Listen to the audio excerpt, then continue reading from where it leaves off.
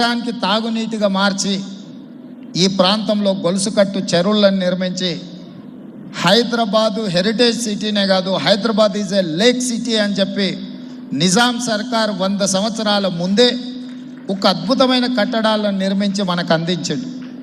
వారి వారసత్వంగా వచ్చిన ఈ కట్టడాలు మొన్న జరిగిన ఎండాకాలంలో తాగునీటి సమస్య వచ్చే కృష్ణా గోదావరి ఎండిపోతే హైదరాబాదు నగరానికి దాహార్తి తీసింది గండిపేట అంటే ఉస్మాన్ సాగర్, హిమాయత్ సాగర్ నుంచి ఈ నగరానికి తాగునీటిని వాడుకున్నామన్న సంగతి రాష్ట్ర ముఖ్యమంత్రి నేను చెప్పదలుచుకున్నా.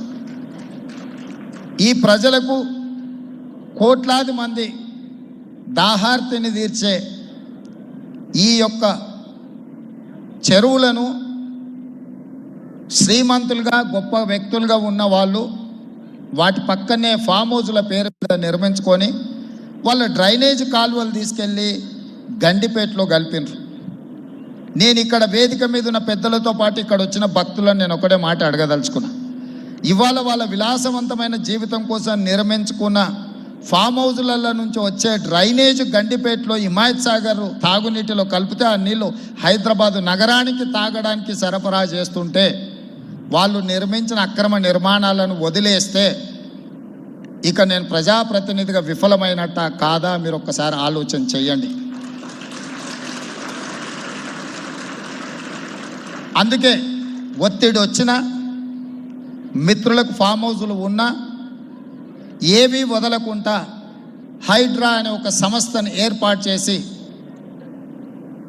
తెలియకుంటేనే ప్రజాప్రతినిధులం కొన్ని మన దినచర్యల్లో భాగంగా కొన్ని తప్పిదాలు చేస్తుంటాం. తప్పులు తెలవకుంటేనే కొన్ని తప్పులు జరిగిపోతుంటాయి. మరి ఆ ఖాతాను సవరించుకోవడానికి, ఆ బ్యాలెన్స్ షీట్ను సవరించుకోవడానికి తెలిసి కొన్ని మంచి పనులు చేయాలని నేను ప్రగాఢంగా విశ్వసిస్తున్నా, నమ్ముతున్నా.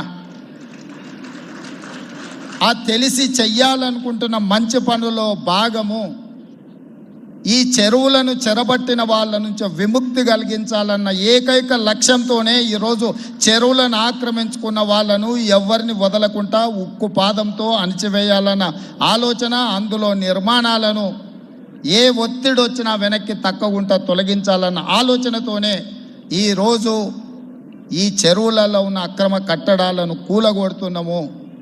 దీనికి స్ఫూర్తి భగవద్గీత అనే కురుక్షేత్ర యుద్ధ సందర్భంలో అర్జునుడు ఆయుధాలను కింద పడేసి రాజ్యం కోసం